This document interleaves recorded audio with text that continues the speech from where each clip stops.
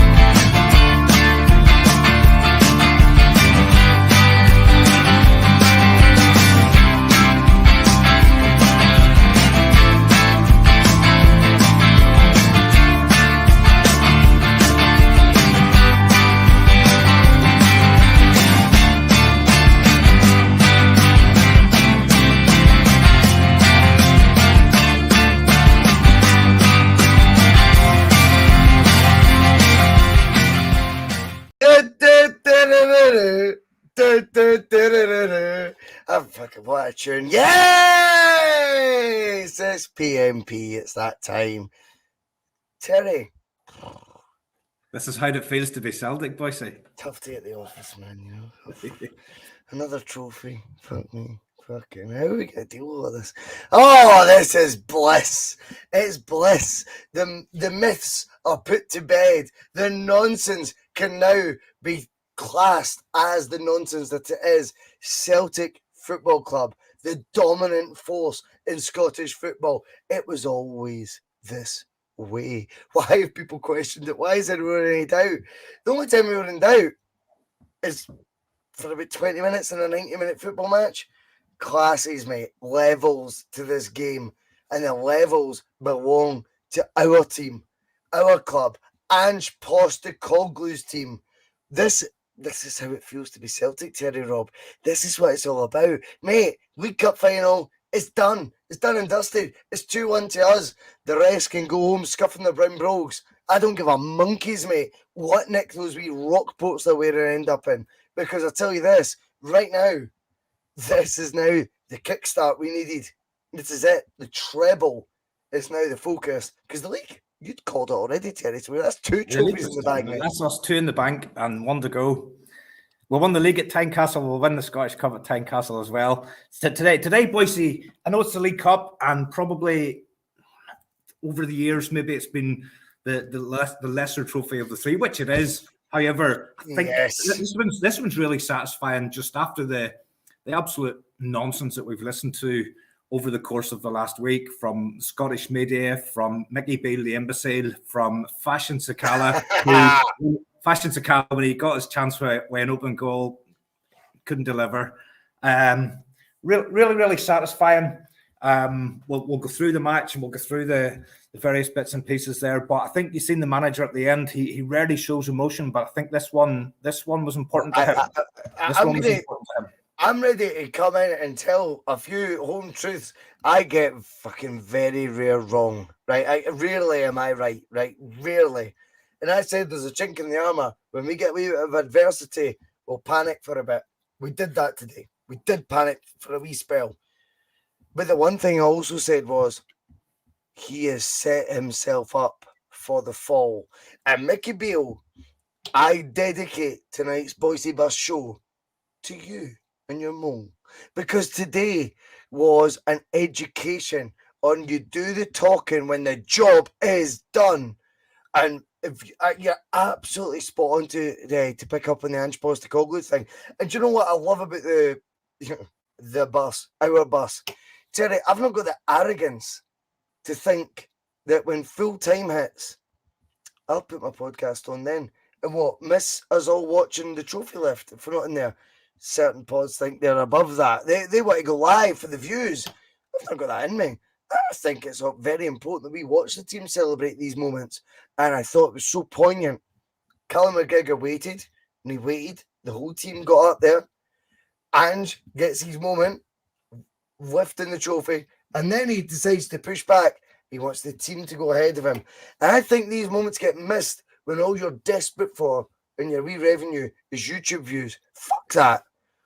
I enjoyed the 30 minutes I've just spent up to, posting this show, savouring what was a very sweet victory. Yes, in my list of priorities, Terry, me and you have discussed this, it's fourth in my priority list.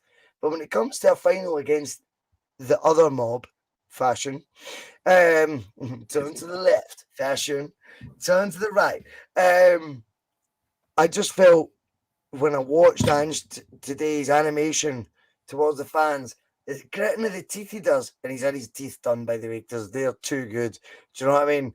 But when he's doing that gritting of the teeth to the fans, it's like, I've listened the whole time. Let the team do the talking. And today, the talking was done. Talking was done, absolutely, Bhoycie. It wasn't completely perfect. We'll pick on a few bits. There was a 10-minute, 15-minute period after the Rangers goal, which I think is normal because they weren't in the game until then. I mean, at 2-0, I felt the job was virtually done. Then they get the absolute scrappiest of scrappiest goals, which was all they were really going to get today. They weren't going to create anything. All the football was played by us. All the classy stuff was played by us. If you look at our two goals compared to their goal, I think it actually just shows you the difference in class within the teams.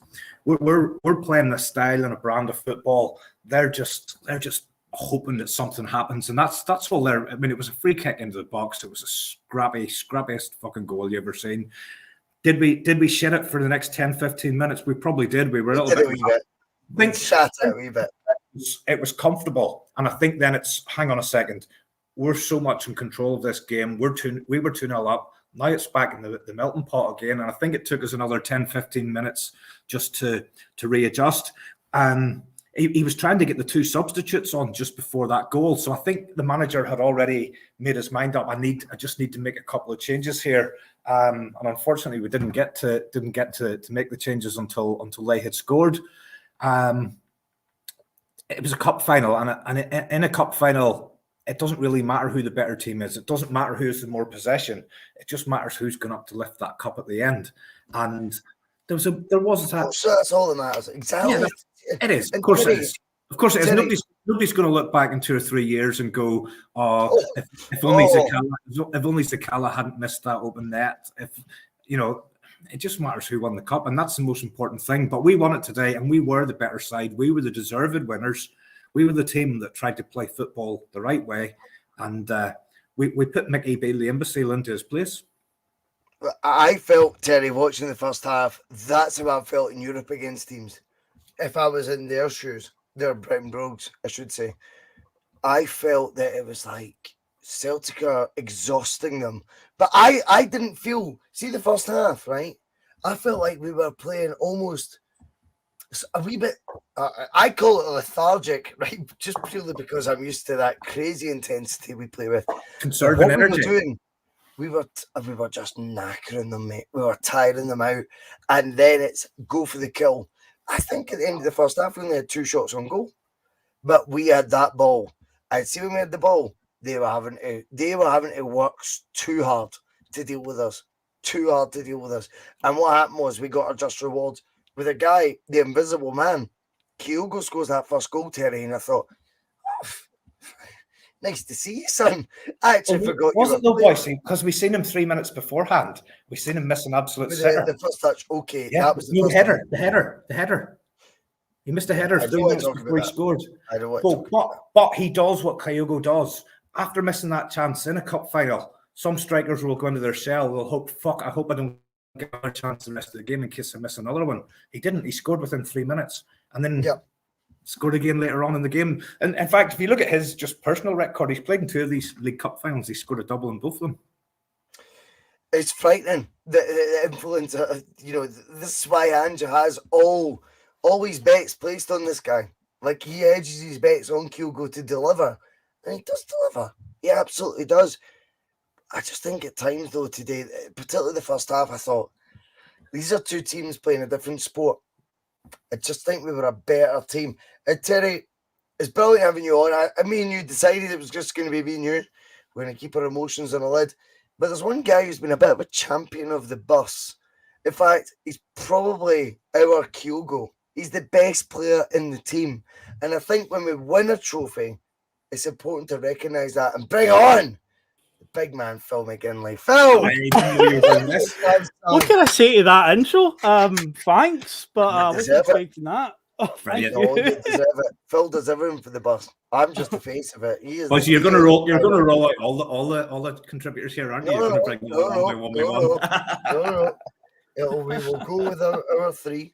We will go with our 3. But Phil McGinley absolutely deserves, in a moment of joy, Phil, like today, a moment of success, a moment of rubber stamping the authority we have in this country. Like I've always said, signposted with a trophy.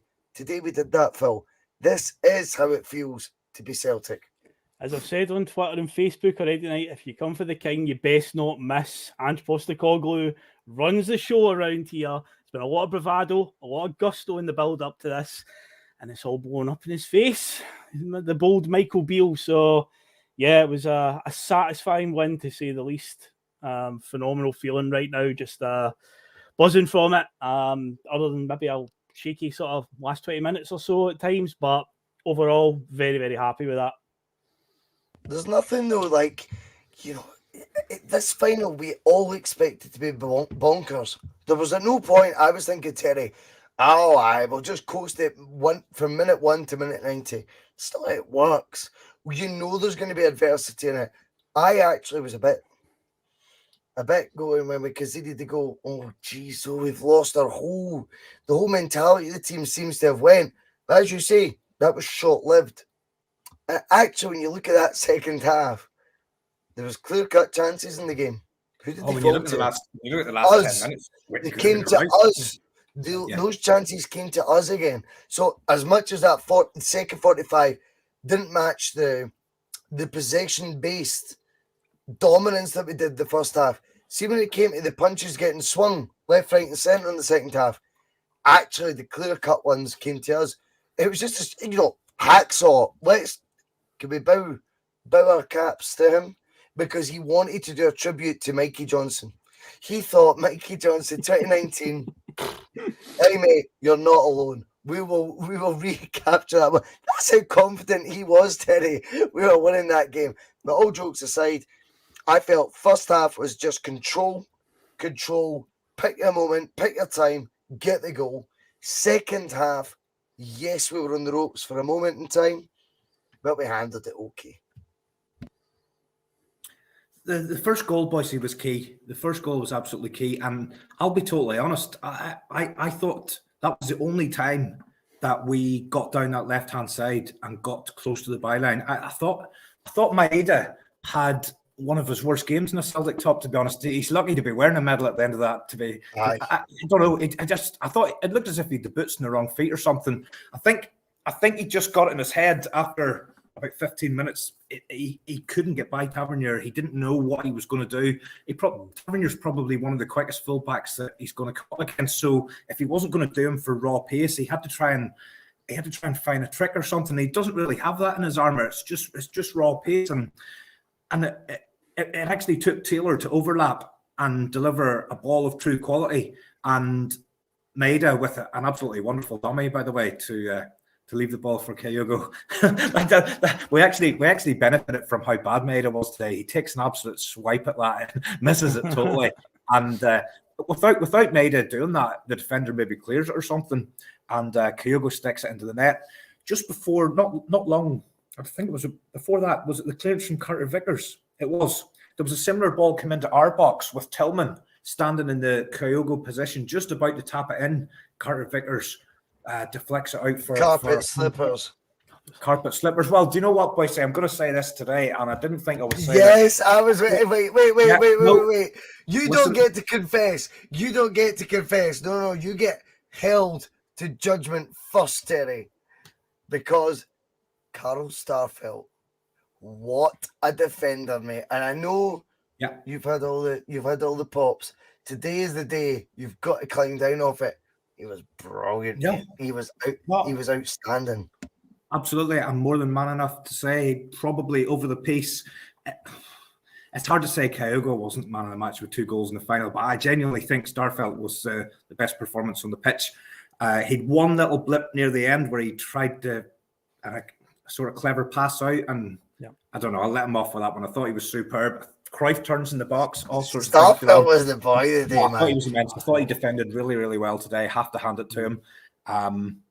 Definitely, he was good. He was very good. I listened to the guys on this morning on the Blether. And the Blether was brilliant this morning. They talked about how they felt Rangers might target him. Rangers might let him have the ball in the hope that he would give it away. But he was actually quite measured in possession today. That one blip apart, he was comfortable bringing the ball out. He was confident. See the ball in the second half where he does the wee shimmy and he just actually takes the player on. Yeah. That created so much. And I thought, do you know what? Mark was probably right when he said they'll want stuff. That was their tactic. Well, their tactic was to let him do that, but he did it. And do you know what? He played with confidence today, Terry. He was good. He was really good. Starfelt went, give me the ball. And he let the blunt highlights fool you. That's what he did today, Phil. Starfelt, I thought, but it's true though. I thought Starfelt today came of age. And again, by the way, that unbeaten run carries on with those 2 at the back. And there's also a wee wink and a nod from Ange going, I know how to let a plane land.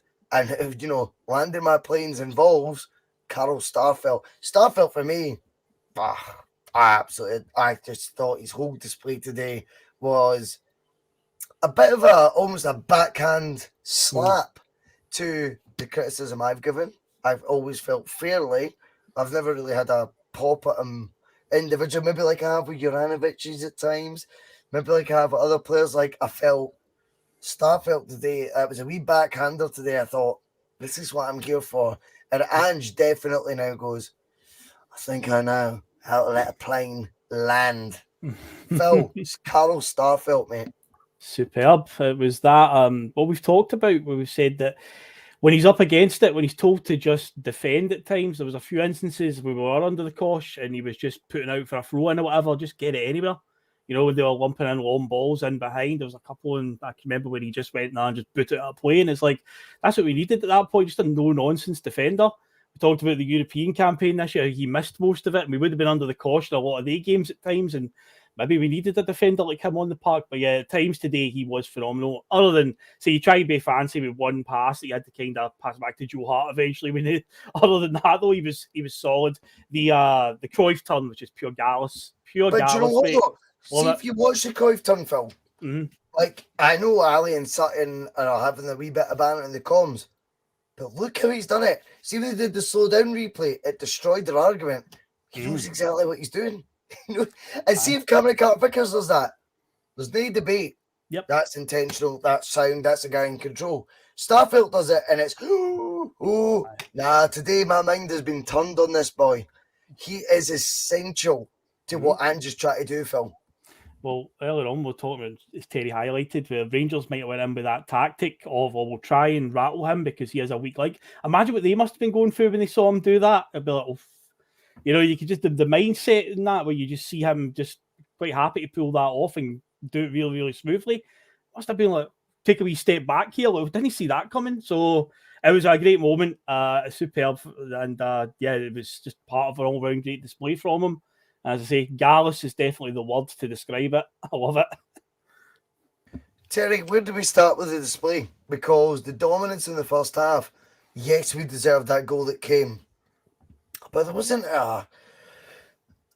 it was weird because I felt we were in complete control here, but it wasn't with the same intensity. You know what I mean? You've been taking the 3-0 at half time for granted, and we've been going, that's what we do. I felt at times the play was a wee bit slower than normal, but it's all so purposeful. There's a deliberation in what Celtic are doing right now. This is part of a game plan. We exhausted, the second best team in the country, or Michael Beale's, 9 point behind unfairly team. We exhausted them that first half. We dragged that goal out them. And it wasn't because we have to go like the steam train. It was about going, we're better with the football at our feet than you are.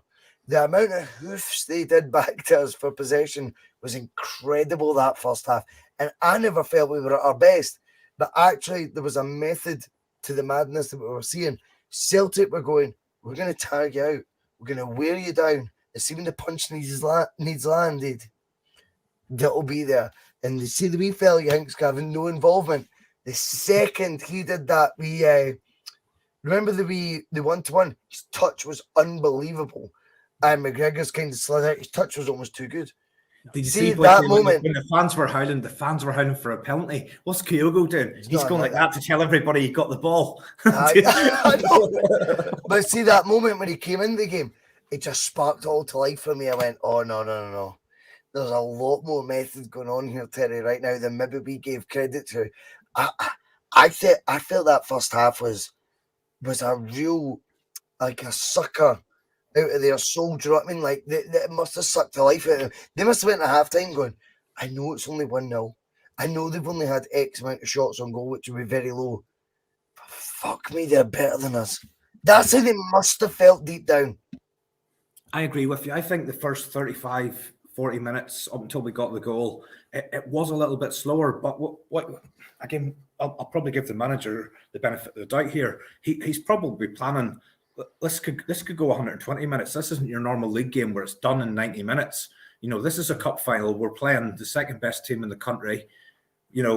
Let's pace ourselves. There's probably a bit of nerves in there as well. We're in the early exchanges. Nobody wants to be the person that sells the jersey by making a mistake early on in a cup final. Bit cagey, but at no stage were you thinking, the Rangers are on top here. I didn't make very many notes today, Bhoycie, because I was trying to enjoy the game, just sit and watch it and enjoy it. And I don't want you to take notes. No, I sometimes just make reminders for myself because I'm getting on a wee bit, and there's certain things that I just point out, and I've pointed out here on the 6th minute. There was just a long, aimless ball from a Rangers player to absolutely nobody. It just trickled through to Joe Hart or something. And I was just marking that down as that kind of just, for me, was a symbol of what today was, what the rest of the game was going to play out like. For the most part, we were going to retain the ball. We were going to try to create things. They were just going to clear. They were just going to put balls in the box. And it was very methodical what Celtic were doing. It was slower. It was slower than normal. But again, yes. It's methodical. Yeah, methodical. But today could have gone to 120 minutes. Today, we may have required the players to have another 30 minutes in their legs. And if you go flat out the way we go flat out for 90 minutes, then if that eventuality came about, you could have possibly been found wanting. But I mean, at no stage, I was really nervous about this game, Bhoycie. I didn't have a great day yesterday. I felt sick. I felt nervous. I always get uptight about these, and I think the fear of losing is almost it's greater than the joy of winning. Although it doesn't feel like that just quite now. I woke up today. I says, "Nah, I'm not going on the beer at all. I'm gonna just have a nice, easy, calm day." I wasn't calm though. I was out doing jobs in the garden and shite that I never would do just to keep my mind off the game. And then from about 2 o'clock, I started to watch the TV. I said I wasn't taking any drink. When Rangers scored to go 2-1, I poured myself a drink, and then that means a pint of milk. Probably till tomorrow morning. I mean, I just felt watching it. There was I thought watching Celtic, Phil, it frustrates me because I want the jugular too early, right? Mm-hmm. I go in my mind, it's open in 10 minutes, there'll be kill teams in it. It's 3-0 after 10, 15. Otherwise, what do we do? Actually, when the goal came, that was probably the most methodical first half. And just went, that was the plan the whole time. Right? And just being able to go, that's what we do to teams that we think are of a certain level. Do you know what I mean? I don't know. I just felt that when the goal came for Kyogo, that would be in the time where, rather than jumping about, Ange would have done almost a knowing nod, maybe a wink to his team, going, tell you, wear them down, strike the ball. That's how it'll go. And that surprised me because in your mind's eye, you watch the team, you just think we're swashbuckling, we're 100 miles an hour. It's all rock and roll football. I just felt today we knew, we respected the opponent, shall we say? Is that fair? Are we allowed to say that? I thought Ange probably would have been, I don't know, respect. I guess so. I guess he would have been, I think there was. I don't think the tempo we played at was the same as what we normally do. I think there was a level of respect that, but the principles remain the same. Have the ball, keep the ball, they can't score. I just thought it was done at a slower pace, maybe deliberately. Exhaust them. Exhaust these bastards. Tie them out. They expect you to be hammering you, right? You know, a million miles an hour. Don't do it straight away. Don't get me wrong. There was a couple of times in the first half I felt Maida was very wasteful when he got in those positions, and he confuses you at times, Maida. Then he's doing a wee flick on the half volley, and I'm going, that's the guy who could cross a ball 2 minutes ago. But that's the conundrum that he brings. He's a Rubik's Cube of a footballer. But on the whole, I think the first half was deliberate, Phil. My honest take on it. And I watch it standing up, as you know, 45-inch screen, and I'm like, 2 yards away from it. I'm taking it all in, man. So I think. And I just felt watching it like I was frustrated the first half until the goal. I see when the goal went in, I went, this is almost like it's part of a plan. And I struggle with plans, Phil, as you know. The psychology in a cup game is obviously very different to a league game. I think all of us would have absolutely loved to have seen us go out there and put about 5 past them. I know many people in the comments and the run-up were very confident of that. But at the end of the day, it's a cup game as long as you've just got your name on the trophy at the end of it. Doesn't really matter how we play. I was really encouraged by the fact that both of our goals came from probably our favourite move under Ange, where we drill a pass across the goal. And the amount of times during league games where we seem to squander those chances, and we talk about we could have won that by 9 goals and we won it by 4. The beggars can't be choosers, I suppose. But today, Kyogo was in the right place at the right time. A massive shout out as well to Borna back post, who continued to be sleeping at the back post again for the second goal. Was he sleeping though, or is there just nothing he can do there? Well, that move's too good. Somebody came across the front of him again, ran across his own side. How does he stop that? How does he stop that? It's always him. It always happens to be him. It happens to. It's mad. But is it not more kudos to our play there, Phil? Like, don't get me wrong, by the way. Yeah. If anyone wants to slag off Croatia's left back, the Croatian international left back, I'm all for it. But I also think he is just getting exposed for that is our master plan. Is those cutbacks into empty goals. Like FIFA. Sweaty it's goals. It's like Ange's now just like going, well, I can draw that for you on the whiteboard. Just do it. And it is literally just playing it out. And for Barisic's point of view, he happens to be the fall guy of this. Always is. I don't know what else he can do there, to be honest. Well, look at it this way, Russell. Like, see, when Gerrard was here as Rangers manager, people always said that Beale, he's the brains behind this one. Gerrard's not the tactician, Beale is. So here is, how many games in the last year or so have we exploited that? The left back at Rangers, Barisic, going to sleep at the back post. So you'd think master tactician Mickey Beale would have picked up on that. Maybe had a word with Barisic who says, basically be aware of that, because they've got you 5 times now out of the last 3 or 4 meetings that we've had with them. So old master tactician Beale just did not pick up on that at all. And I say Barisic once again is the fall guy there. But either way, I was just delighted to see those chances not go to waste, because it does happen a lot for us in league games in particular. So no, today Kyogo was right place, right time, and yeah, that's what matters. And just, Terry said earlier on, that's 2 cup finals now, and he's got 4 goals in them. Man for the big occasion.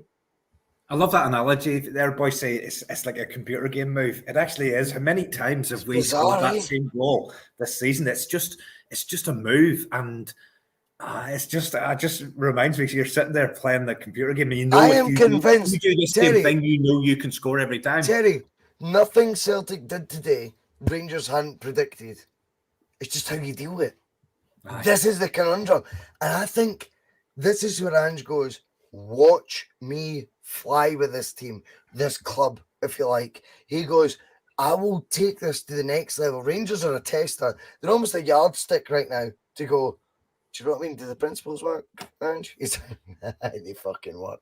And if you think Ange can't adapt, I thought he did a wee bit today.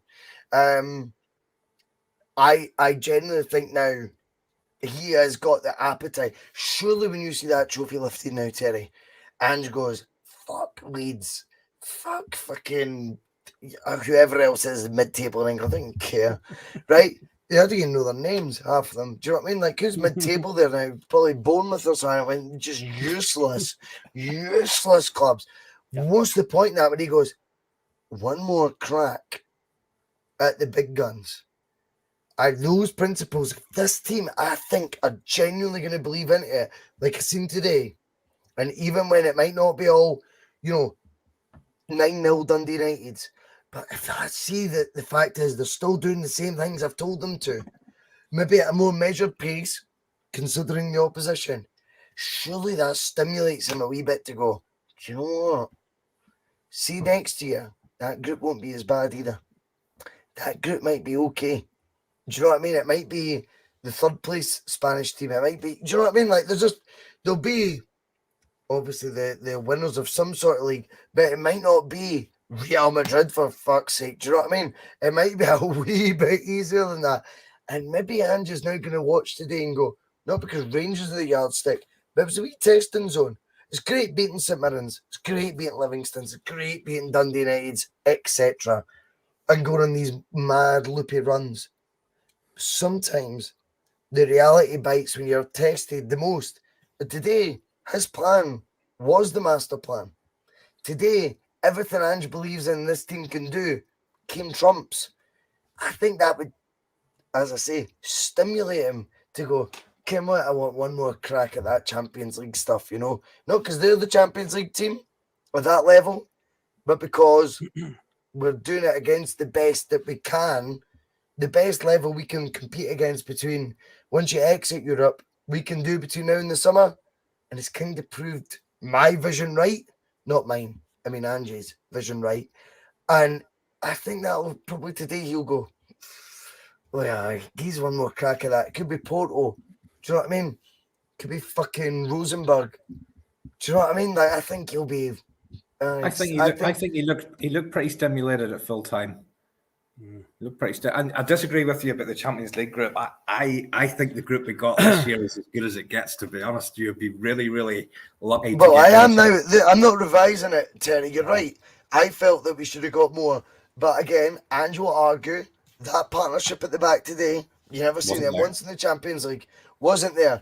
And also, I think he then, hopefully, please, Ange, can look back and go, what did I spend in the summer? My best signing was a free transfer that I knew personally, which you gave me the green light to do. So, with all that in mind, and another 30 million in the bank, I would like to think whatever we take to the next Champions League, also, whilst the disciples are there, following Ange's Phil, help me out with thought. Methodology, thank you so much. Right, whilst he follows all that, if he can add a couple of 8-10 million pound players, oh fuck me, Terry, come on. Complete curveball here is one of those 8 to 10 million pound players a goalkeeper. Was there anything in that's done? The keeper's performance today?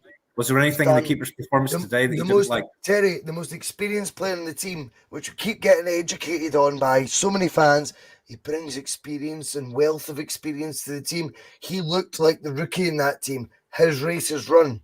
he will not be part of the progression. There was a couple of moments today where and I that's no thought, offence to him. Yeah. I like the fact he's bought into it, Terry, but Joe Hart will not be the goalkeeper of Celtic's future. It's done. Today, he looked more nervy than everyone else. And I think the average age of our squad, Terry, if I'm not wrong, is around 24, 25. take him out, it's about 21. Take him out, it drops massively. And the main reason he's there is he's past his besties, but he brings this assurance and experience. He showed none of that. Today, he was the most nervous player out of our 11. There's no doubt about that. It's done. It's done. And it's fine. He's probably acutely aware, Terry, that he's not as good a goalkeeper anymore.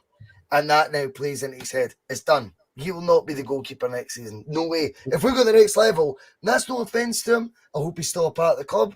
I think he'd been a brilliant mentor and a number 2.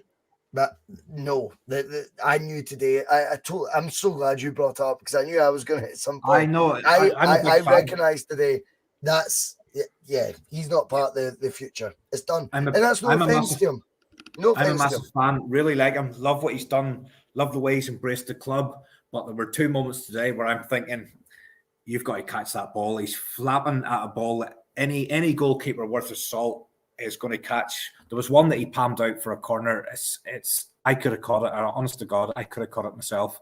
And the nervousness. I felt the nervousness was created by the goalkeeper for most of the nervousness. I totally agree, Terry. We were watching the same game, son. Yeah, me and you were watching the same game. Absolutely. But we're looking for negatives on a glorious day. But there was a couple of moments. No. But this is blatantly obvious. Blatantly obvious. It just wasn't what you need from your goalkeeper. And if we're looking at that, I'll go back into my conversations from last summer. If we're looking for that little sprinkle of stardust, I think we go out and we get an absolute top notcher between the sticks. This is the thing, though, Phil, and I will stand by it. And this is when you have these debates. Not reactionary, from the position of strength. Hello, Celtic. Try it sometime. Because Bustalgia, which you produce every week, has blown my mind at times.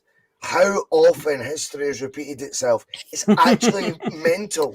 So it's mental. You're going, if I'd been more aware at that time,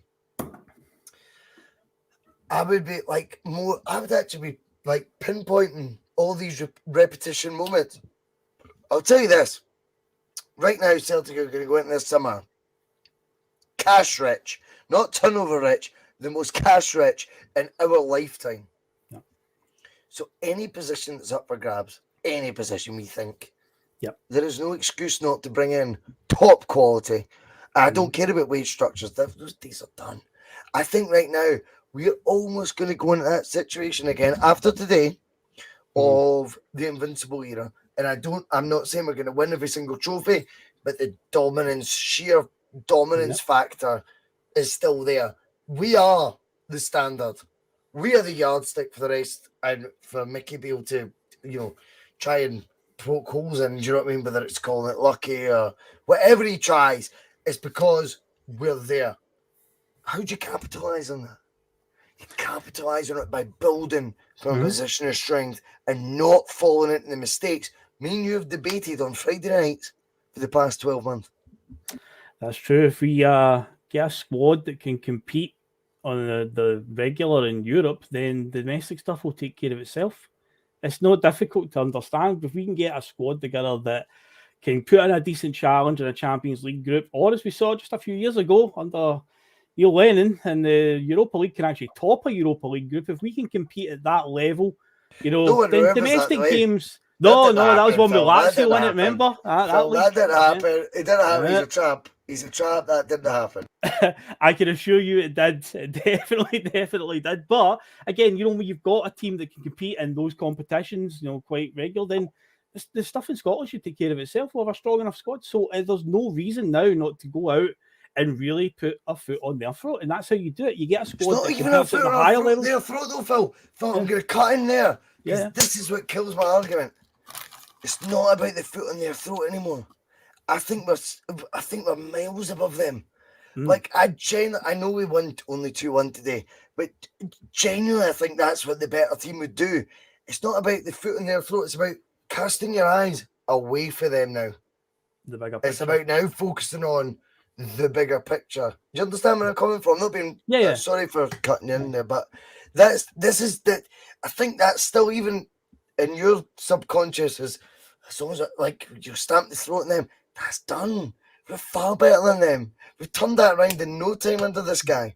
Yeah. It's now time to see what this guy can do against the big fish because the money's there to do it. We've got the perfect manager, mate. For me, I watched today, and yes, they had the moment of momentum. But every match you watch, whether it's boxing, any sport in the world, when a momentum swing happens, it happens. You can't actually describe what's going on. It's called momentum. Momentum is an invisible force that happens in sport. Yeah. And they had the momentum for a while. But the class always cream rises to the top. Yeah. Celtic are a far, far superior football team to Rangers. And as a club are in a far, far, far, far and away superior position than that mob, that other mob. Right? So it's now time to go, let's change where we're looking here. Because I think Postecoglou is more than capable if given the tools. I think Postecoglou's got ambitions beyond just making us a dominant force in the domestic stuff. Trebles and that are great in that, but yeah, he will not rest, I think, until he's got us at a level where we're competing with some of the European heavyweights. So that is, I would imagine that is his goal ultimately down there. So yeah, now is the time to start making that dream a reality. We had a taste of it this year. Obviously didn't quite go according to plan. But hopefully now we're in Ange phase 2. Next season it'll be Ange phase 3. Let's hope this time that we're able to lay a marker down in the European side of things and get Celtic Park in particular back to that level where teams are fucking afraid to come and play us there. Miss that, Terry, don't you? Absolutely. I'm just sitting here thinking a couple of wee things, boys, that I don't want to let go in case I forget about it, mate. This is what you're here for. I thought VAR was excellent today. I asked my dad about 89 minutes in. I said, is VAR even happening? That's how it's meant to be used. I know we /VAR, we didn't give any opportunity for anything untoward to happen, but I didn't feel that these long delays to look at goals there was definitely nothing wrong with. Everything seemed to flow perfectly today. Did you not pick up on that? There was, the players scored, they celebrated, they went back, the game kicked off. There was nothing. I didn't actually think it was in place. I know it was. Yeah, I'll be honest. I thought in the first half there was an opportunity Rangers had. There was a cutback done by what's it, Sakala? And the ball's out to play by a mile. I mean, a country fucking mile. Yeah, and that I think was that worried me. But if anything had happened, that would have went to VAR, surely. Yeah, that doesn't mean you get the right decision. But you're right. Nothing went to VAR because we don't play that style of football, Terry. Yeah. This is what folk are missing. Celtic aren't the sort of architects of this VAR madness. Celtic have always been, and I hate using the word victims, but Celtic have at no point being someone who's like, we've aggravated decisions. Celtic get fouled, and 50% of the time they get given. That's the reality. Celtic have handballs against them, or should be for them in opposition penalty boxes, and don't get those decisions given, Terry. I never felt today Celtic played any differently to what they normally do. And by the way, I don't congratulate my postman for posting the fucking letters, so I fucking congratulate Nick Walsh on what? Terry, I mean, yes, but look, I suppose Terry, I look at listen, Terry. I mean, come on, these guys are paid very well to do their job. I mean, you look at Nick Walsh, and he's flabbing about. I looked at the manager for them.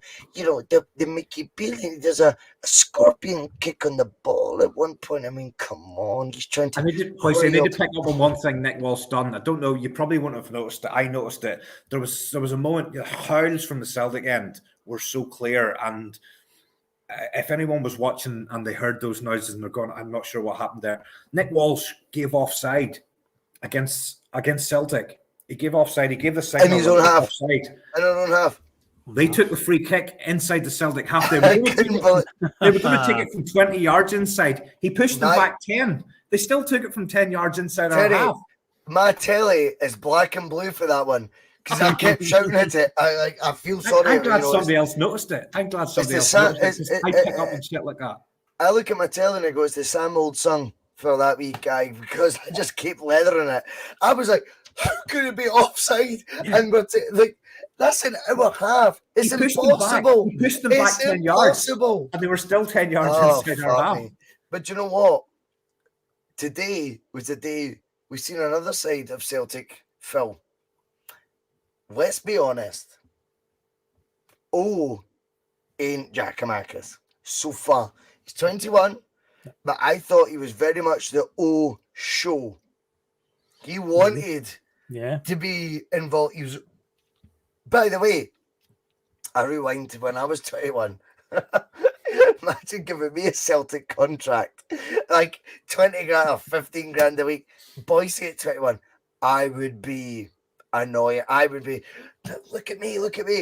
I didn't think he came on and helped the cause, to be honest with you. I thought he was, I would call him self-indulgent. Phil, was that fair? I thought he was a bit self-indulgent. Bit of a mixed bag for him today. Again, I'm still holding out of that hole. He's still too early, really, to make any sort of. Hi, Avril. Hope you're enjoying your day, Avril. Obviously, getting booked quite early on after coming on doesn't help anybody. But there was a few moments where we were trying to obviously kill time out in the corner flag as the clock was running down, and he did quite well holding the ball like this. So it was a bit of a mixed bag. But ultimately, the chances that were falling is at the end, it was basically Haksabanovic was on a one-man mission. Just O'Reilly obviously had the chance. He was a game changer. As the centre forward, where was he in the chances, Hacksaw, there was a big difference between Hacksaw. He was an outlet. He became an outlet. Hacksaw just grabbed you. He grabbed that game and he went, I know what needs to be done. The ball retention in him, he really kept it. He kept it cool. See the second we tried to play in the corner, which again, people don't say Ange adapts. Oh, he won't change. Dan Olovic. We just played at the corner to keep the ball in 88 minutes. Dan Olovic, are you listening? Can you hear me, mate? Because I watched Ange go, fuck it. Oh, well, I didn't watch him do that. But that's clearly a tactic we've been told to do. Was awful at it. Like, fuck that. Like, he held the ball in the corner. Even Sutton must have been looking at McCoy's going, I could have done that for another 30 minutes. What's wrong with him? Terry, let's get into the juice. Right? The juice of the fixture is the build-up, the hype. And you don't get to do enough of those shows because I need you for P.M.P. and I don't like taking up too much of your time per week. Sutton interviews Postecoglou. And now, I know folk won't have noticed this. If you were watching on the Viaplay, there was a very clever thing Sutton did, right? And it was to take a pop at his own, the own broadcaster. He decides to stand right beside Ange Postecoglou and goes, I'm about to interview Ange Postecoglou. And the two of them are standing side by side, obviously taking a pop at him sitting beside Mickey Beale. Yeah. And then before you know it, he then goes back into normal position and all you can see is the mic. And Ange, I think, was quite receptive to Sutty. Mm-hmm. The Mickey Beale interview didn't occur. Now, in my opinion, you've got to pick your battles well. And I think that showed weakness. Because if you're going to back up worst player for Chelsea ever, you face him. You do the same thing. Because that was clearly part of the production was going to be Sutton for 3 minutes, or not even 3 minutes, for 2 minutes before the game, interviews both managers. Beale backs down. But he made the biggest statement of them all. This is a Premier League Golden Boot winner for Norwich. The top scorer in the Premier League when he was at Norwich City at 21. He wins it, the EPL, when he was 25 with Blackburn. He then is joint top scorer with Robbie Fowler, etc. 97, 98. I believe we discovered on Bustalgia, Phil. And this guy who's slated him for his 1 year, one bad year at Chelsea, ducks that interview. I think that's a blow. Do you think in the psychology of it, that is the first chink in the armour you've seen for Bale? He might not be quite as strong a character as we thought. I didn't see all of the build-up, Bhoycie. Did somebody else interview Bale, or did he not do it? No, it didn't happen. So the Ange bit happened, and the Bale bit, which they said on the show was going to happen, didn't happen. Sutton was there to interview both managers pre-match. They said Chris Sutton is about to interview Ange, and he is and we're gonna also get, and they worded it like, we're also gonna get the interview with Michael Beale. Never happened. It was just Ange. Yeah, I seen bits and pieces of the build-up. I didn't see it all. I seen Sutton and Ange. I assumed then, because Brian Laudrup was there, I assumed he might have interviewed Beale or something like that. But if you're telling me the Beale interview didn't happen, then obviously... Jerry, it was live, mate. It was live. It was in the tunnel 15 minutes before the game. So it was basically Sutton was to get his 2 minutes with both managers. One did it, one didn't. But I tell you this, I promise you this, Mickey Beale has ducked that because of what his own words has made him duck that. Everyone has a big fall in life. Mickey Beale right now must be sitting there going, why the fuck did I entertain slagging off, a Celtic legend, but also an EPL Golden Boot winner, an EPL winner? I ducked that interview because he had me on toast. He didn't want to fall in the Pedro Caixinha trap. It's honestly these wee mind games. You see this before a boxing match, Terry. That's what it felt like during the week, Bhoycie. It felt like one of these fights, and there's just complete bluster and nonsense all from one side, but it wasn't reciprocated from the other. We just sort of let them get on with whatever they wanted to get on with. And as you say, Mickey Beale, how stupid does he feel tonight? Fashion Sakala, how stupid does he feel tonight? They just built it up, and the balloon's now completely burst. Absolutely burst. And you said it yourself on one of the shows during the week. The last person. Which one? The last person I've done about 403 shows. A slagging match is Chris Sutton, because he is actually very clever. And as you say, that little message that he sent today. Remember, by the way, Sutton praised Mickey Beale. All he said, which I think is a valid question when you look at the spectrum of the old firm, as Sutton used the term. Would he do it against Celtic? He gets a lot of plaudits against Partick Thistle. Would he do it the same thing in a Celtic Rangers game, knowing that game's on the horizon? Is that not a fair question as a media pundit to ask? I don't think that's angled at Mickey Beale personally. I think if you're in the media, I'd be going, see, even on this podcast, I'd be expecting one of you, if not myself, to be throwing that out there as do you know what I mean? A debatable point. Why he goes, he doesn't back down. He doubles down, right? Initially. Mickey Beale doubles down, Phil, and he goes, I hate looking at him because I'm a Chelsea fan. He's the worst player in our history. And you must forget that goal against Man United, mate. You know what I mean? Obviously, you think Tory Andrew Flo's a good player. Do you know what I mean? That comes back to bite you, Phil. Don't bite. Don't bite. I'm saying the word bite a lot here, but don't. Sutton's in control here. Yeah. I would just, if it was me as a manager, I would be like, what? I'm doing Ange. I'm not here to talk about other managers' words, let alone pundits. Do you know what I mean? Play that. Instead, he decides to get that wee dig in. And I think to duck the interview before the game today showed a wee bit of frailty in his mentality. It is all bluster. It is all bravado. And it's all coming to a head. And it's delightful to watch. It is. It just shows that you're rattled, that he's reacted to that in the way that he has.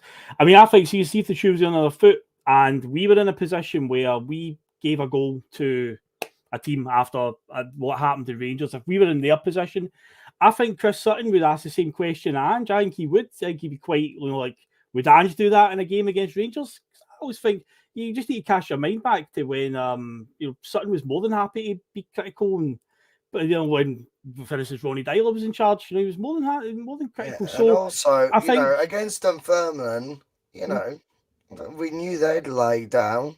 He tells the truth. So I think if we shoes on our foot and we gave a goal to a team after what happened to Rangers, I think he would, in the run-up to it, would still say, would Ange do that in a game against Rangers? I think Sutton would have no problem saying that at all. I think he's quite fair in that sense, but Beale, he just showed that he was rattled by it.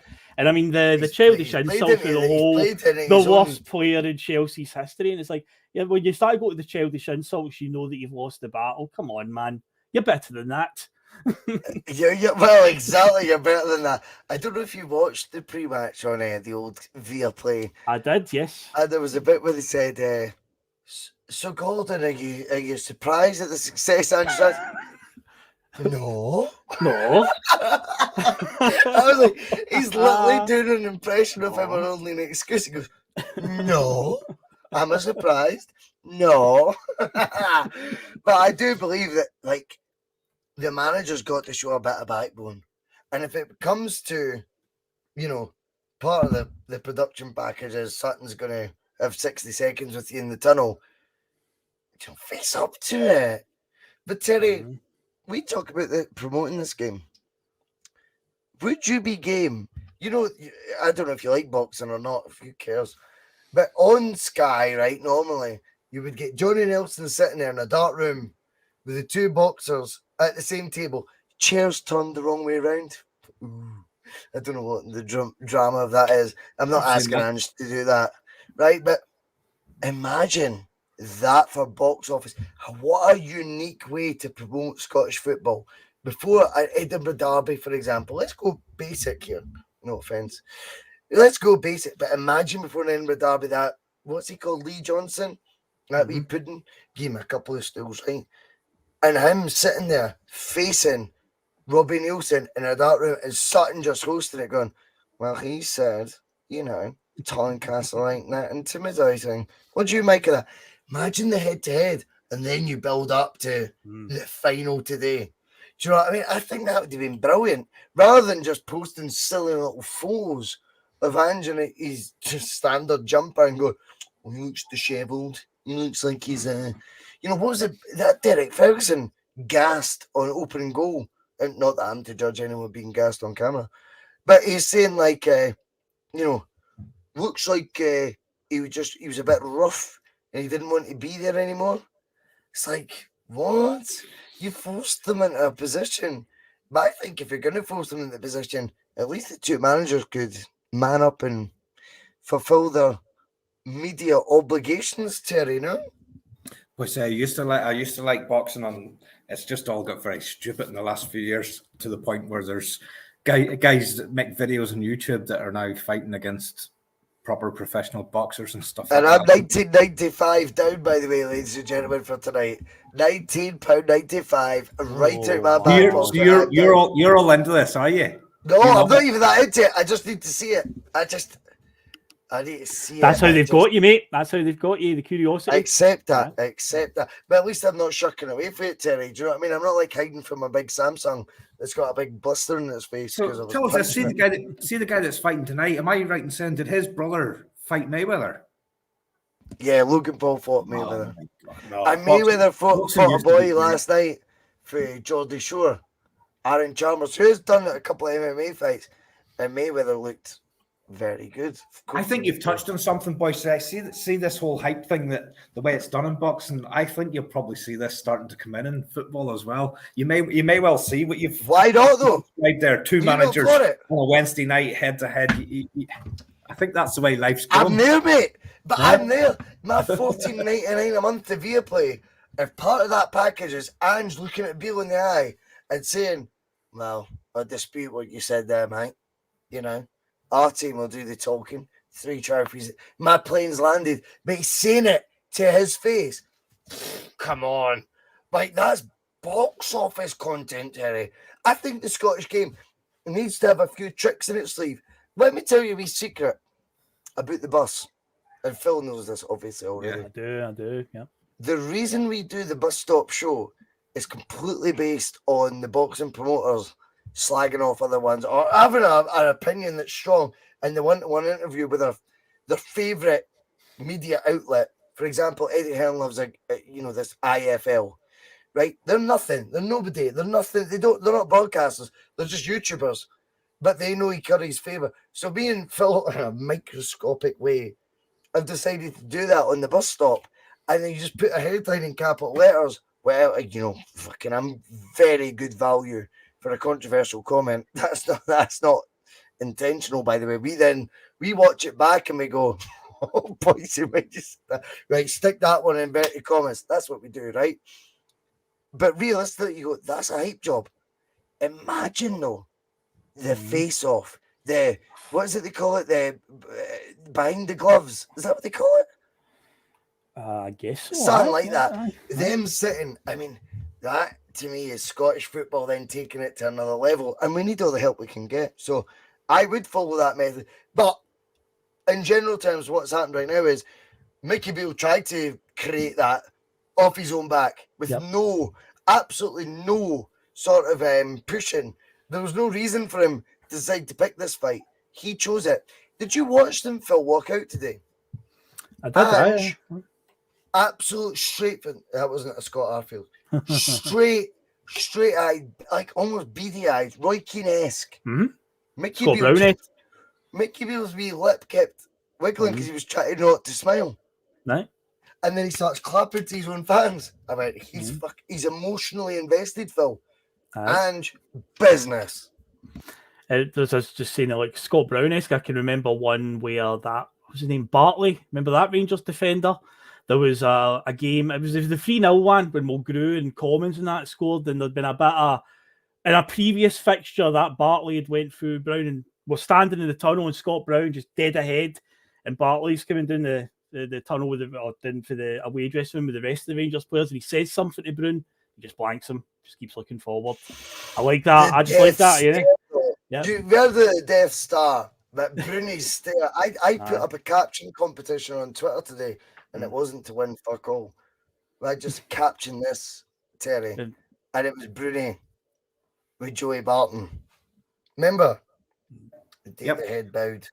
And Bruni, I thought today, flip it. That's Ange and Mickey Beale.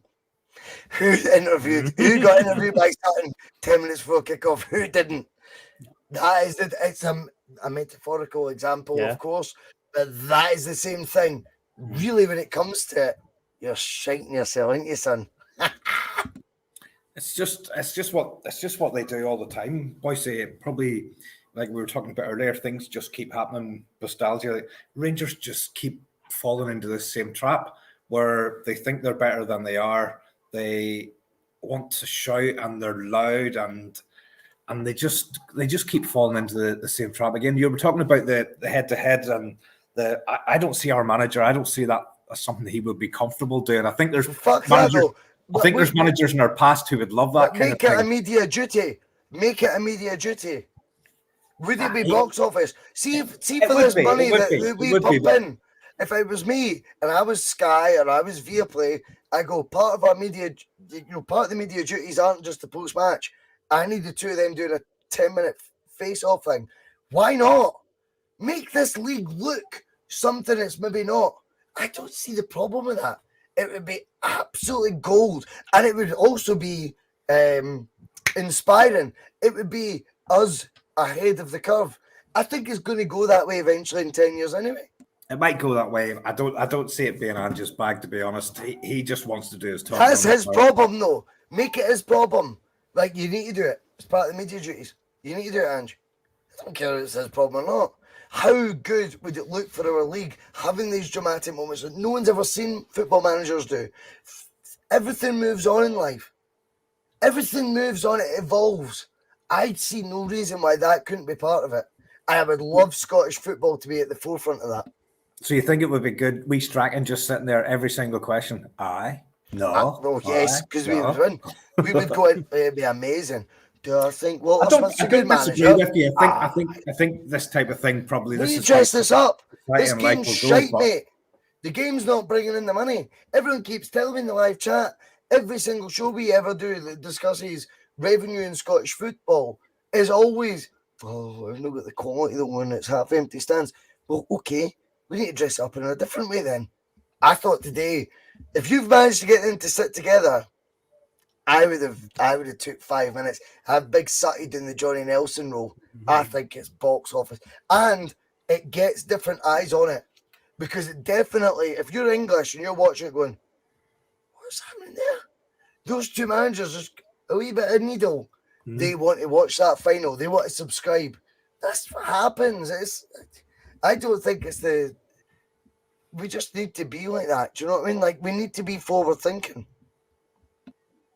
I think it's a good idea. I think it would definitely bring some eyes on it, but they definitely would they'll be up for it because they showed today he couldn't even face Chris Sutton in an interview. So, but the idea of it does sound box office, which would be good to improve, get more eyes on the league. But ultimately, you just know that they would just be like, no, we're not doing that. I mean, for God's sake, they banned Chris Sutton for their stadium because he said a few bad things about them, or rather, a few home truths about them, and now he can't enter their stadium, remember? So, That's true. That's true. They've like 7,000 fans in there now. I know. Listen, we come on about half an hour after the end of the game. I take it. The Rangers manager didn't do a post-match interview. That anybody seen? No. If anyone has any Mickey Beale quotes, feel free to put them in the comments. That would be an interesting one. That would be an interesting one to see. What I would say though is today, Terry, in terms of validation, and I kept saying signpost your success, signpost it, rubber stamp it. We did that today. Never take that for granted. The League Cup was fourth on my priorities this season. But see, winning it, whilst I might not have the overwhelming joy, success is based on trophies in this country. Absolutely. And I think I seen a point there earlier, and I think it was maybe something that Sutton tweeted soon after the game. Mickey Beale has never actually won anything. No. Has not won anything at all, and he won't win anything. He won't win the league, and I'm reasonably comfortable that he'll end this season as not winning anything. In his short time at QPR, he won a couple of games. He hasn't won anything. In his time along with Stevie G, he won the COVID season, where all sorts of crazy, stupid, nonsense things were going on. I don't know. I kind of like the fact that he's there, because if we look back at Van Bronckhorst, he was almost a likable Rangers manager because. But was he likable because we were pumping him? Be honest, yeah, Terry. Of course he was. But he never said anything controversial. He never did anything to get our backs up. He never annoyed us. But he also wasn't very good against us. Whereas I think the fact this guy is loud and he's a bit of a geezer, it makes me want to beat them even more than I wanted to beat them. And I already wanted to beat them as much as I thought I possibly ever did. But he just wants me to beat them even more. And in a strange way, his appointment could be, his team could be, or his appointment could be the thing that actually keeps our manager interested for a wee bit longer, because he's got somebody here who's put it up to him, and he wants to show him who's boss.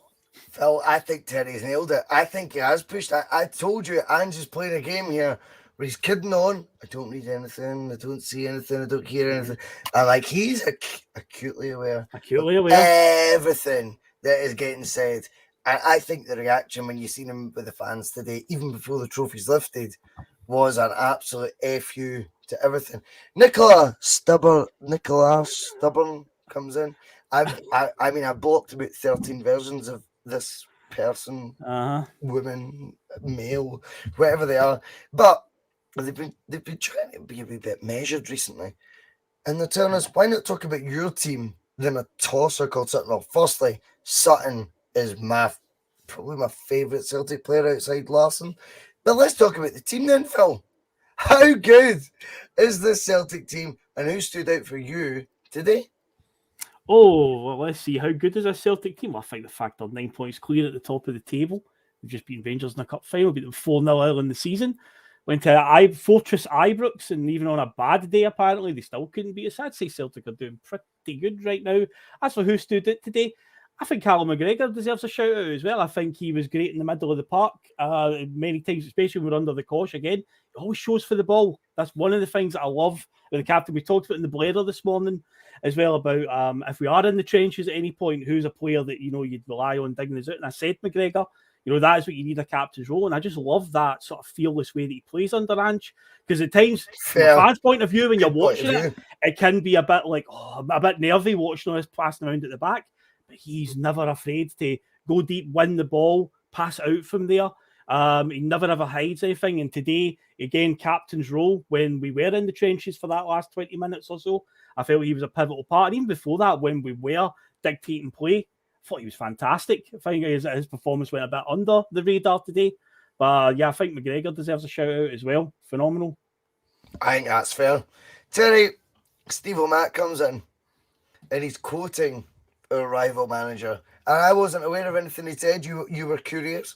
So I'll read it out for the benefit of those on Spotify, iTunes, whatever it may be. Our mentality after conceding the second goal, I was going to do the accent, but I'm not going to bother. You kind of was magnificent. I was going to do the Rangers accent. Rangers, we are Rangers. We huffed and puffed, but we couldn't find our moment on the day. I said to the players, that was a harsh game of football. Welcome to the show. It's always going to be harsh playing against us, mate. Let's be real. I think that's it. They huffed and they puffed is probably how you could describe it, but there was absolutely no way they were ever going to blow the house down. Do you know what I mean? Yeah. At the end of the day, I know the scoreline is one goal difference, right? And there were moments in the game where they could have got goals, but in terms of the actual product and the class, there is a difference. There's a huge difference, and I think between now and the end of the season, you'll probably then see that difference actually present itself in terms of points and output. And I think that'll have absolutely knocked the stuffing out of them today. I think this will spill over into the league. What does the 9 points become, Terry? What do you mean? What does it end up by the end of the season? What does that 9 point gap become now? I think you're right. I think the wheels are off now. Given just the actual fact that the quality of the rest of the league is so poor, they'll probably still win the majority of games. But I don't think that 9, put like I said, will not be less than 9 ahead come the end of the season. I think we'll just cruise it from here the rest of the season. Do you think that, depending on today's result, if the wheels have came off, will that 9 point grow? Will that gap extend? Bear in mind they've got to face us another twice. Yeah, I don't see them beating us in any of those last 2 games. I really don't. I think they may get a draw at home. We'll beat them at Celtic Park. I think if that was a league game today, it would have been a totally different match. And we've talked about it. The intensity wasn't there in the first 30 minutes, but was that an overall game plan with 120 minutes in mind? I think if that was a league game today, I would have been much more confident going into it. I think the end result could have been a lot more in our favour. That Celtic Park game, I think that'll just be a party atmosphere when that one comes round. That'll be a party atmosphere. Phil, when does the narrative change?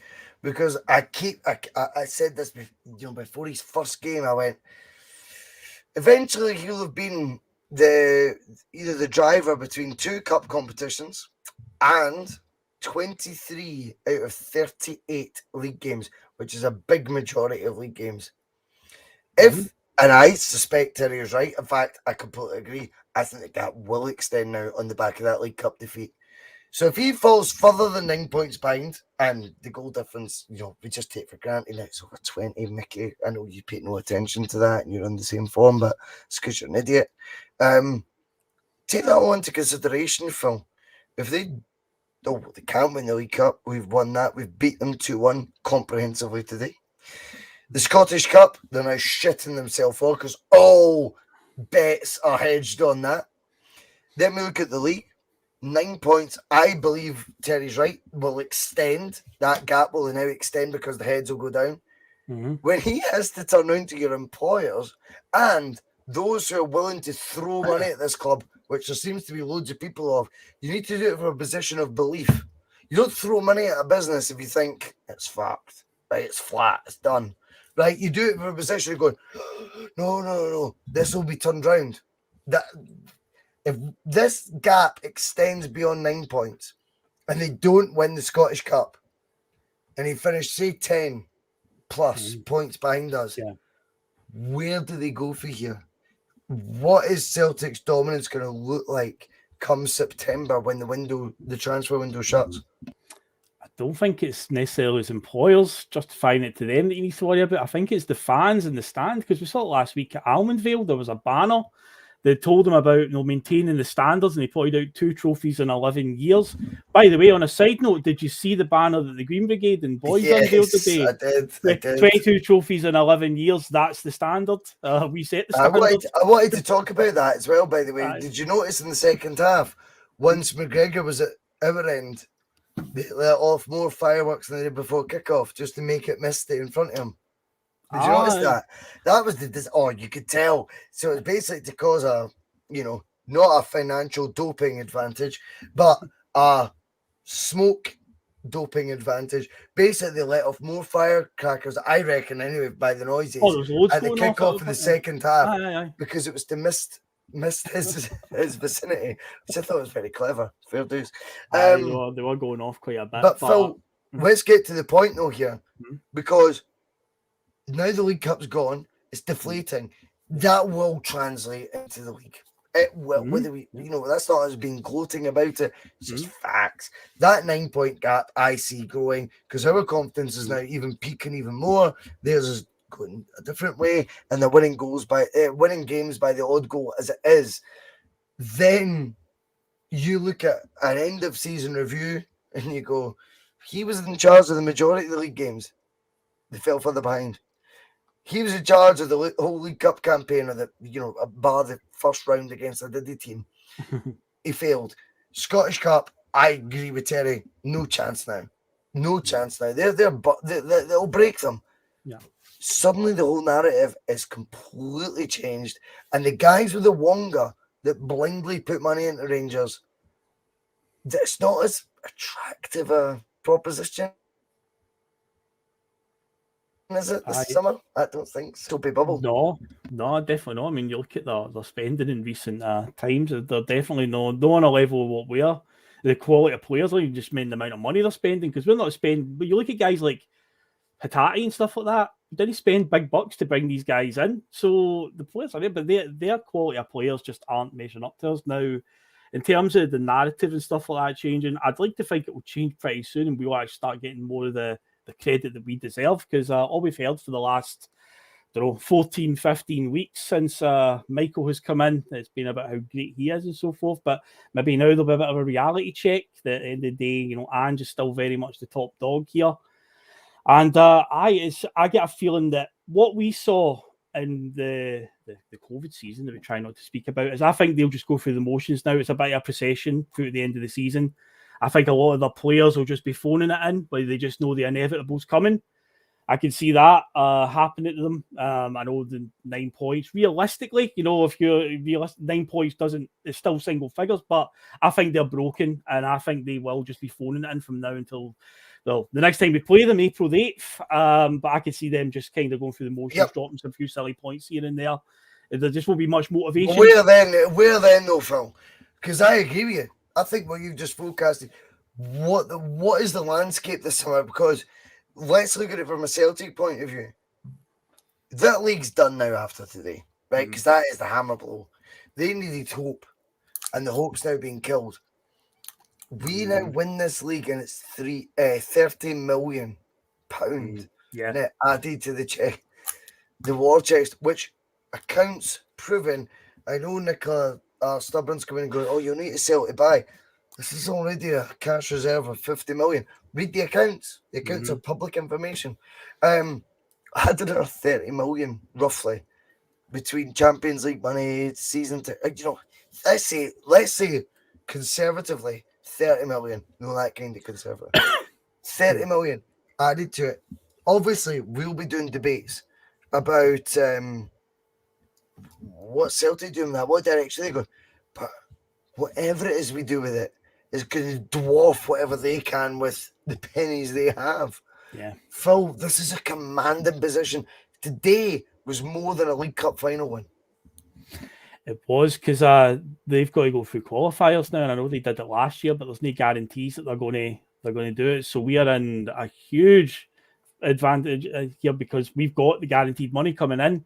As I just said a moment ago, it's not even a case of we would need to spend ridiculous amounts of cash, because we've got a manager that has amazing networking, amazing scouting ability, can find these players for a reasonable price, and I'd be pretty confident that we can definitely pull away in this summer. I can see us having a very good summer, and we'll do what we are going to do, though, Phil. We've got the toys, we've got the tools. Sorry, not the toys, the tools to do so. Yeah. How do you react to it though, when everything's been grabbed from you? That COVID season built up a hell of a lot of hope. What we realised was it was all built on debt, and they had to pay that debt off. Now they're probably in a position right now where they go, well, if we were to win the league this year, we'd actually be X amount in the plus. But sadly for them, that whole narrative's gone. Celtic are about to go 2 in a row. Hey, Brendan, where are you? 2 in a row. 2 in a row. But the money that's came with the 2 in a row is the reason 2 in a row is so important, because it's 2 guaranteed Champions League group stage spots, which we've not had in over a decade. That's 60. Oh, mate, honestly. It's sickening for them, but they can even make it. The hope. If you're an investor, Phil, you need the hope. You're going to get a return on your investment in some way. Yeah. Well, if you're going to invest again, you go, what's the hope? Yeah. What am I paying for here? Yeah. There's no strategy. There's no vision. I think it's done, mate. I think they're fucked. I think Celtic right now could not be in a stronger position. And by the way, I don't think it's all down to Celtic having this foresight. In fact, far from it. I think they landed lucky with the guy who's lifting the trophy at the end of the day out the line. Ange Postecoglou. Talk to me, Phil, about the gaffer. I believe it's been described by a few people in the chat before. He's got a sort of aura around him, a Jock Stein level, a statesman aura, a Martin O'Neill aura. He's a guy, when he walks in the room, you know, this guy's the boss. This guy's in charge. He commands respect. Agree. He does. He doesn't even need to say anything. Sometimes you just look at him, you just go, this is a guy who knows what he's doing. He's got a plan. And when he talks, you know, people listen. Look at, again, with the way that the noisy neighbours have been going on for ages. Ange hasn't said much, but when he does say something, people will listen, because you know it's going to be box office. You know he's going to be good. He's going to be very much controlled in with the situation. And, I mean, he's been an absolute phenomenal find for us. I say his ability, his scouting network and everything, what he's been able to bring to the club and open up so many doors for us, the players that we're finding. You know, so many of them are coming in and they're just such a great success story. Kyogo the day, just this guy's, you know, iconic status at the club. And it's guys like Katati, just world-class players. And yeah, Ange Postecoglou, I can't put it into enough words of how good he is, but whenever I look at him, that's what I just feel like. I feel like he is he's the prototype of a football manager, because he's just got that aura around him, like a guy where you know this guy's in charge and you don't mess with him at all. And I love him greatly, and I hope we've got many more years to go with him. Terry, I'll never be naive and think Ange's here for X amount of years. I think whatever gets dressed up to you in front of you and pitched to you can change a man's mind very easily. Once bitten, twice as shy for me. Brendan Rodgers, I was hook, line and sinker. I'll never be like that with the manager again. Never. But whilst we've got this boy here in charge, fucking hell, we've got to enjoy it, don't we? Ange Postecoglou, Terry, right now is the dominant force that Phil's describing. I think we are enjoying it, Bhoycie. I don't think there's any question that we're not enjoying it. We're absolutely enjoying it. I'm sitting here thinking I was going to interrupt Phil, and I'm sitting thinking about Eddie Howe. Don't you dare interrupt my film. No, I wouldn't. Don't you dare. I'm thinking about Eddie Howe and how I felt when it became clear that after 3 months of chasing and courting this guy, that this wasn't going to happen. I honestly, it was as low as I felt in a long time being a Celtic fan, because I totally believed in the whole Eddie Howe thing. I was doing all the research into his ideas and all this kind of stuff. What is the score in that game? They lost. Man United beat them 2-0. 2-0. It's over. Man U put the trophy then out on the park. And Karius was in goal. Now, I had to have a debate on Twitter, Terry. Sorry to cut you off. Right? You're all right. I'm used but to I thought I was being extremely funny when it was a quote by probably Football Scotland. No, it wasn't. But they said, I've got it was an Eddie Howe quote saying, I've got full confidence in this goalkeeper. You know, he's brilliant, and it was a picture of Karius. So I retweeted saying, you know, I think we maybe, you know, got away with one there. Do you know what I mean? Bit of banter. I got a bit of feedback off that going, no, he's an all right manager, man. It's like, that wasn't quite the point. It was the fact that anyone thinks Karius is good. But yeah, sorry, Terry, for cutting you in. I do still believe Howe's the real deal. I think, and I know the money down there is crazy, but relatively speaking, for him to get Newcastle to where they're at in the league in such a short space of time, I think he's a real deal. Part of me still would love to know how it would have went had he took the Celtic job, but we're never ever going to go there, and not for 1 second would I rewind and have a different outcome. He would have done well too, though. You're right. I think he would. I think he'd have cleaned up. I think he'd have absolutely cleaned up. I think he's a top level manager. I think he'll either do one or two things. He'll stay at Newcastle and he'll continue to grow that club to where it probably should be, given the fan base and all of that kind of stuff, or he'll go on to one of the top clubs. But at no point would I rewind history and put Eddie Howe in charge of us for Ange Postecoglou. I've absolutely enjoyed the ride. I still think he's going to be on it for a while. I've no fear that he's going to go anywhere this summer. I think the same as you. It's not about fear, though, is it? It's about going, if he does, are you ready to take that blow? I'm ready. I'm not ready to take it now. No, I'm not ready to take it yet. I want 3 full years of it. And if it happens, you find a way to blame him if he goes.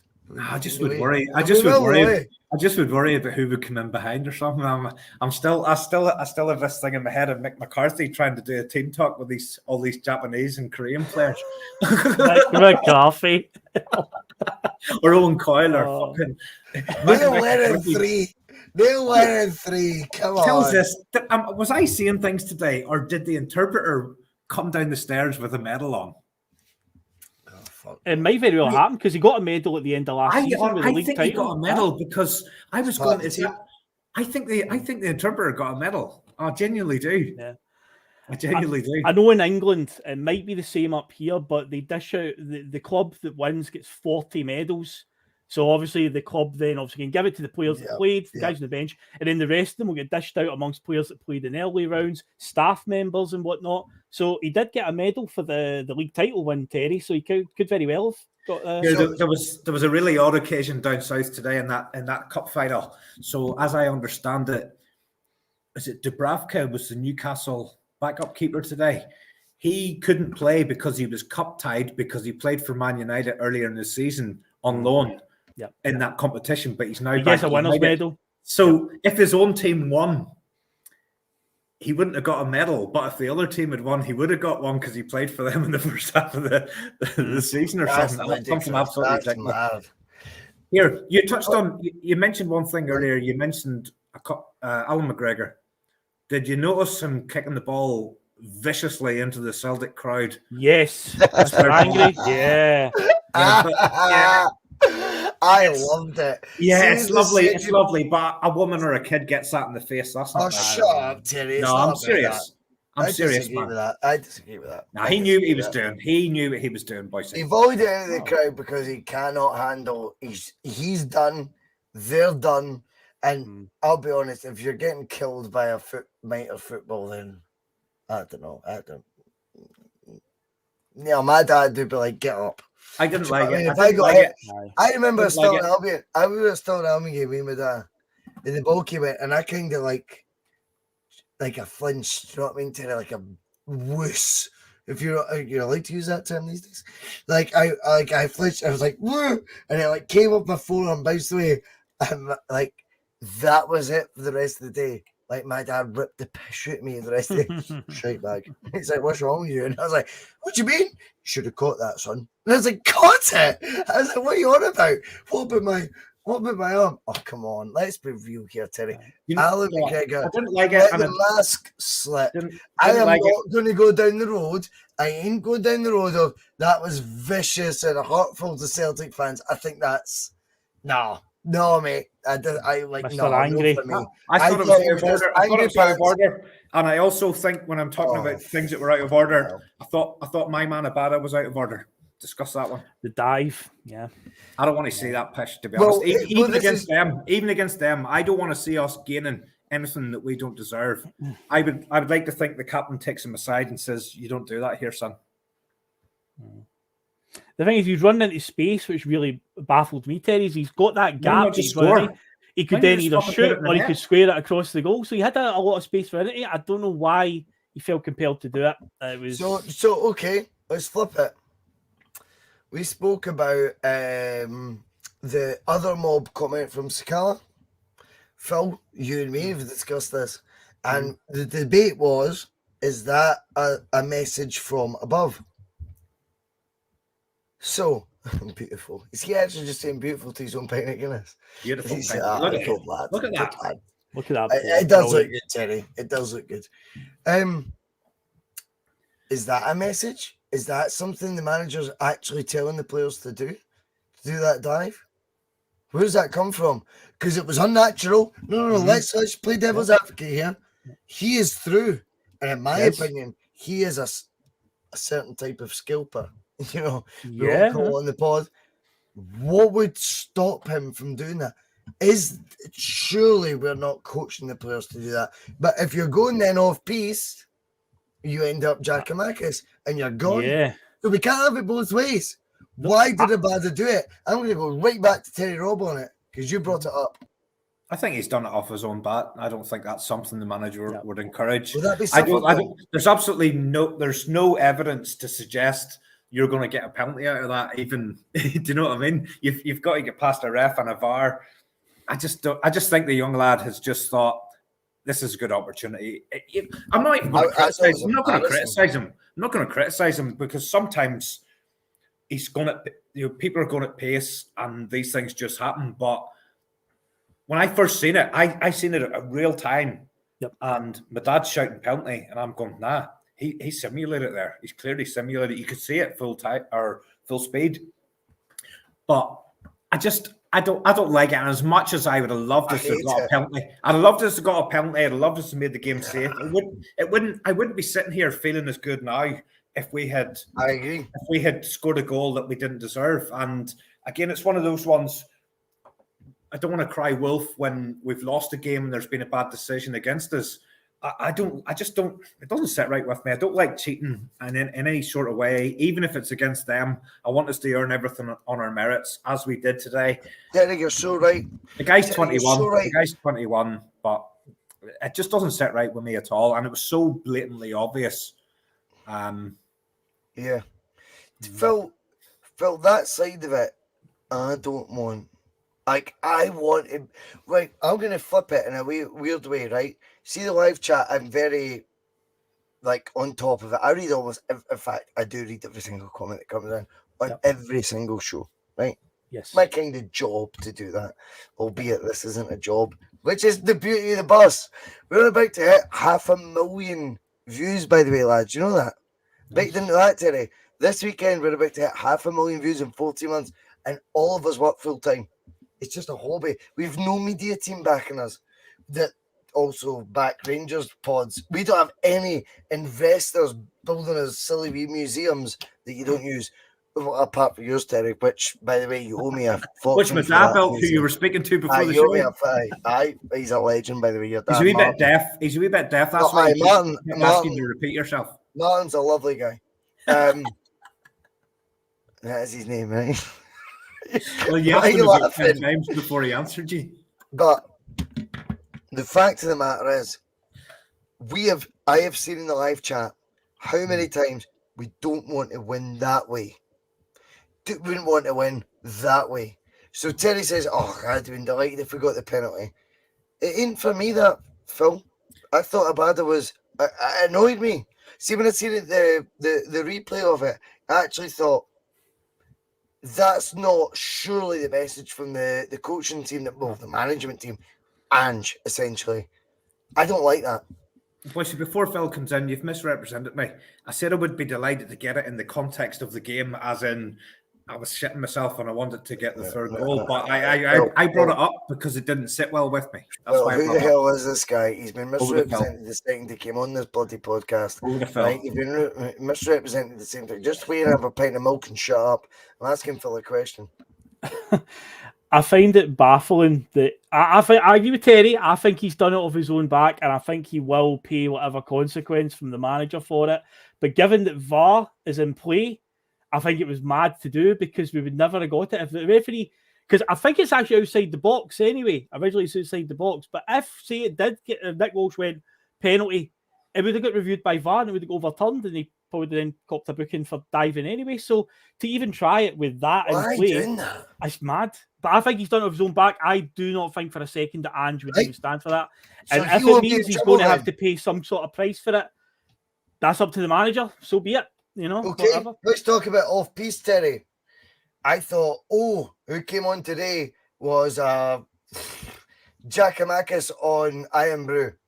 Right? I thought that was, I went, Giacomakis wouldn't get away with acting like that. Decided to make it the O show. That is the honest truth. He was self-indulgent today, Terry. There's no getting away from it. And the one thing I give him is his age. I gift him that because 21, I get it. So you're referring to him coming on, was it a team player? picking up the booking within seconds? I don't think he was a team player today. I thought he was very much out for his own. He wanted to get a headline. I felt that, mate. That was my honest opinion. I thought, by the way, I'm undecided. I thought he was very lucky. See, with the foul, watch his eyes. Doesn't look at the ball. All he cares about is sticking one in that guy. If that elbow is half an inch higher, that's in the jaw. And he is off, mate. That has cost you. And we're all sitting here going, is that an upgrade in Giacomakis? I'm not playing devil's advocate, by the way. This is not a Money show. We are delighted with what happened today. I'm just talking about wee scenarios I seen in the game today. I thought, wow. I haven't made my mind I'm up amazed yet. Ange is going to indulge in that. I've not made my mind up yet, right? Because part of me thought at the time, whoa, another few inches higher, you were gone, and we're in trouble. We're in shit street. But the other side of that was, I've absolutely no issue with you coming on here when they're trying to wrestle the ascendancy from us and showing them who's the boss. You're not going to push me about, guys. You know what I mean? So it's a very, very fine line. That could have went wrong for us. That moment could have went wrong. It was there, mate. It was. Watch him. Gone. See when the slow motion replay goes, Phil. Watch. All he's looking at is the guy, and I'm like, he's trying to make a statement here. And I get see how many times have we sat in these games and goes, we need to stand up for ourselves here. They're 2001, trying to that is tactics. That there's too many cameras with VAR. You will not get away with it. Yeah. But I like the attitude. Of course I do. I'm on the That fence. appeals to me. I'm on the fence. Phil, I'm on the fence. I I think it was a wee bit naive, but I also love that coming on, pushing your chest out and thinking almost Giacomakis like thinking. I thought it was self-indulgent. You're not going to fuck me about. Self-indulgent. I thought it was self-indulgent, and I felt. See when he came at the crunch. See if you're hard. See when the ball comes in the corner, you want to be, and he was demanding that throw-in at the corner. He held it for about 2 seconds and gave the throw-in away. 2 seconds, and I thought, well, you've done the big, the dirty bit, but you've got to back that up then with being actual hard. And Chris Sutton, he is not. But the jury's out on as an actual footballer. I'm talking about what we've seen on the pitch today before anyone thinks I'm writing him off. I'm not. I'm just basing it on the 20 minutes I've seen today. I thought that was a statement, and he got it all wrong. I thought he was lucky if that elbow had been a wee bit higher, the guy's off. And then when it comes to doing the whole, we'll see this out till the 93rd minute, Phil. It was 2 seconds, and the ball was taken off him, and he gave the throwing away. He's just got to play without the emotion. Yeah, he's got to play without the emotion. Yeah, because obviously it doesn't work. Otherwise, you've had Giakoumakis doing that today, and it would have been more contrived and probably smarterly done.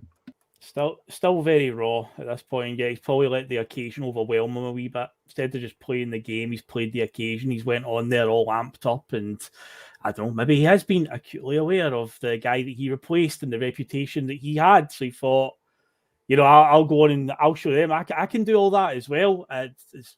He says he's a little bit higher with that, and we are in a spot of bother, to say the least, if he gets caught. And again, it goes back to what you said about Abada. You're doing that with VAR in play, and it's like, don't even give them a chance to even use it, because you won't get away with it. VAR will catch you. I'm not getting at him, by the way. I'm really not trying to get him, because I actually like, as we discussed Terry the last time, I like that arrogance. See, when he scored the goal, I went, oof.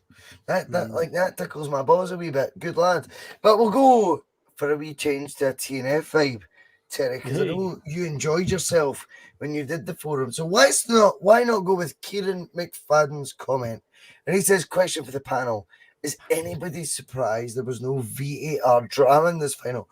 I'll go first. Yes, massively surprised and delighted by that. Terry? I'll go second. I mentioned it probably about 45 minutes ago.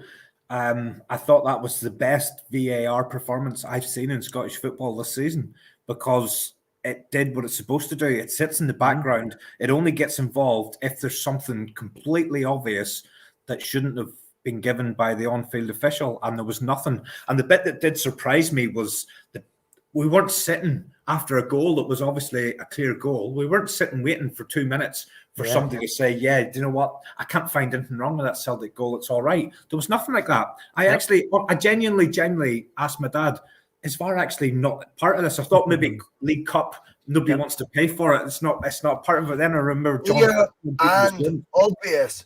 Clear and obvious. That's been the best. I've never seen it. That's been the best VAR performance in Scottish football this season, because it did nothing, because it wasn't needed. It didn't stick its nose in, and you're spot on, Phil. It is a relief that we've not actually, like, we're talking about VAR because it's a non-existent thing today. You know as well as I do. You've done too many of these pods now, Phil. This could have been the hour and 42 minutes we've been live.